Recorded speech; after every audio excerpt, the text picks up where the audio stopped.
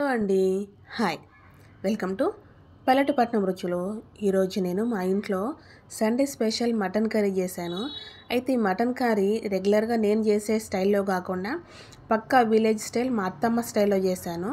మా హస్బెండ్ చిన్నగా ఉన్నప్పుడు మా అత్తమ్మ ఇలానే చేసేవారంట. సేమ్ యాజ్ ఇట్ ఈజ్ నేను కూడా చూశాను, అలానే చేశాను. ఎక్కువ ఘాటు మసాలాలు లేకుండా మటన్ ఫ్లేవర్ మనకి పర్ఫెక్ట్గా తెలిసే విధంగా మంచిగా కట్టెల పొయ్యి మీద ఎట్లా చేస్తే మంచిగా ఉడికితే ఆ వాసన ఆ టేస్ట్ వస్తుందో అలానే చేశాను నేను. సరే, మరి అది ఎలా చేసుకుందామో చూద్దాం పదండి.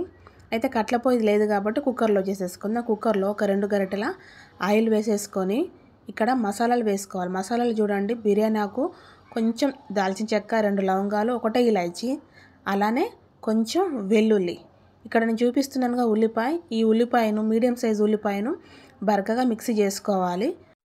ఈ విధంగా మిక్సీ చేసుకొని మనము వేసుకోవాలి. అలాగే 4-5 పచ్చిమిర్చిని విరిచి వేసుకున్నాను. మా అత్తమ్మ అలానే వేసేవాళ్ళు. విరిచి వేసేసుకొని అలాగే 2 టీ స్పూన్ అల్లం వెల్లుల్లి పేస్టు, ఫ్రెష్గా అప్పటికప్పుడు రోట్లో నూరుకున్న అల్లం వెల్లుల్లి పేస్టు వేస్తే కర్రీ టేస్ట్ అనేది చాలా బాగుంటుంది. దాన్ని కూడా పచ్చి వాసన పోయేంత వరకు ఫ్రై చేసుకోవాలి.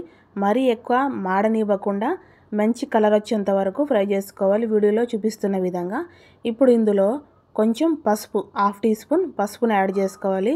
పసుపు వేసుకోవడం వల్ల మనకు నీచు వాసన అనేది రాదు. అలాగే రుచికి సరిపడా సాల్ట్ వేసుకొని మనం శుభ్రంగా కడుక్కొని పెట్టుకున్న మటన్ని వేసుకొని మంచిగా మిక్స్ చేసుకోవాలి. మనము మటన్కి ఉల్లిపాయ పేస్టు, పసుపు, ఉప్పు ఇవన్నీ పట్టే విధంగా మంచిగా కలుపుకొని ఈ విధంగా పెట్టుకోవాలి. ఇందులో చూడండి, మనకు ఏమాత్రం కూడా వాటర్ లేదు.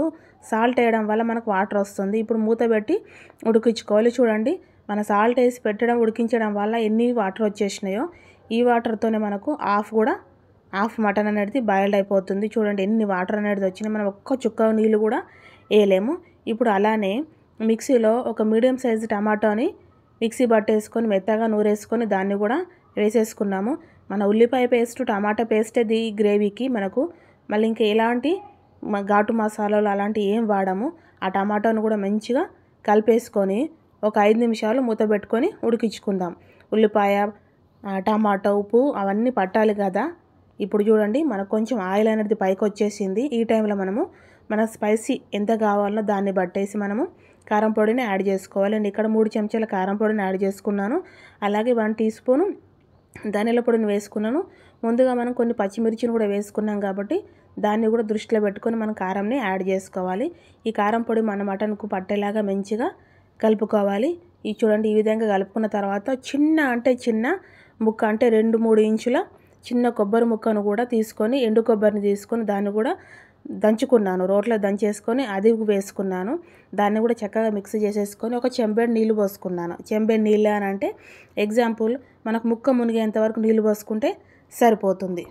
ఇప్పుడు ఇందులో ఒక 2 రెబ్బల కరివేపాకు, ఒక 4 ఆకుల పుదీనా వేసేసి కుక్కర్ మూత పెట్టేసుకొని 5 విజిల్లు పెట్టేసి ఉడికించుకుంటే మన మటన్ అనేది మంచిగా ఉడికిపోతుంది. చూడండి, మటన్ అనేది ఈ విధంగా ఉడికింది.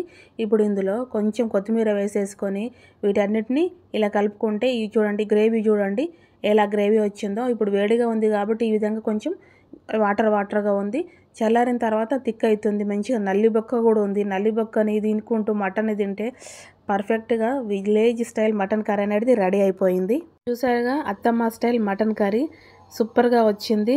టేస్ట్ కూడా చాలా బాగుంది. ఈ వీడియో మీకు నచ్చినట్లయితే లైక్ చేయండి, షేర్ చేయండి, నా ఛానల్ సబ్స్క్రైబ్ చేసుకోండి.